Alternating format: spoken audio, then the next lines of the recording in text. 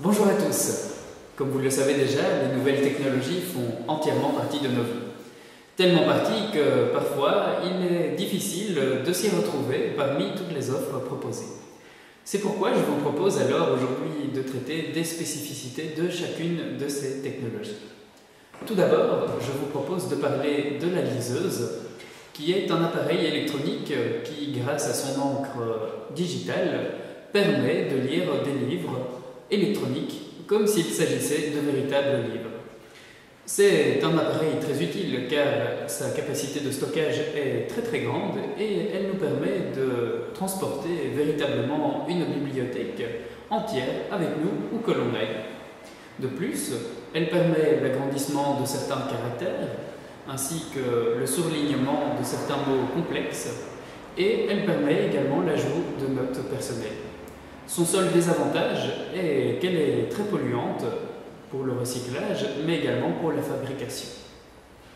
La tablette, par contre, est un petit peu différente. Il s'agit là, en quelque sorte, d'un ordinateur. Elle possède les mêmes spécificités qu'un ordinateur, si ce n'est qu'elle a un format de poche qui a assuré véritablement son succès.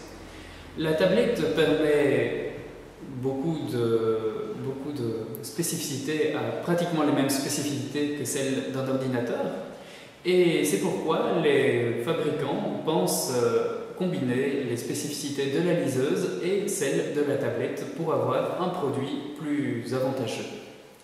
Ensuite, le smartphone, que vous connaissez sans doute, qui est aussi appelé le téléphone intelligent.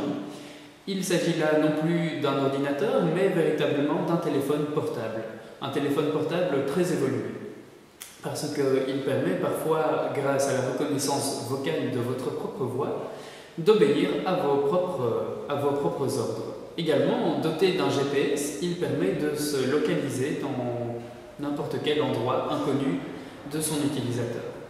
Le smartphone est donc un outil très utile aujourd'hui, d'autant plus qu'il permet également de télécharger de la musique sur Internet et qu'il permet la connexion à Internet, à condition d'avoir une borne Wi-Fi. Et le smartphone est peut-être parfois mélangé, on ne sait jamais s'il s'agit d'un smartphone ou d'un iPhone. En réalité, l'iPhone est un smartphone, simplement c'est une marque qui a été utilisée, ou plutôt inventée par Apple, la grande marque très célèbre. L'iPhone est un peu plus développé que le smartphone. Il permet de télécharger énormément de choses, des jeux, de la musique, du texte, de la vidéo. C'est un appareil qui est très complet, mais également beaucoup plus grand que le smartphone dans certains cas. Alors, vous le voyez, toute cette technologie, il est parfois compliqué de s'y retrouver parmi tous ces produits qui sont finalement très similaires, mais ils nous facilitent réellement la vie de tous les jours.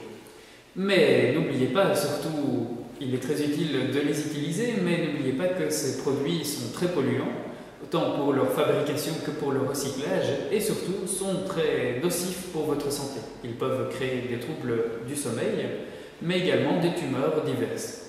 Alors je vous conseille vivement, une fois que vous avez terminé d'utiliser votre appareil électronique, de le couper et de ne pas dormir à côté. Et je vous souhaite une bonne navigation sur Internet ou sur votre appareil électronique.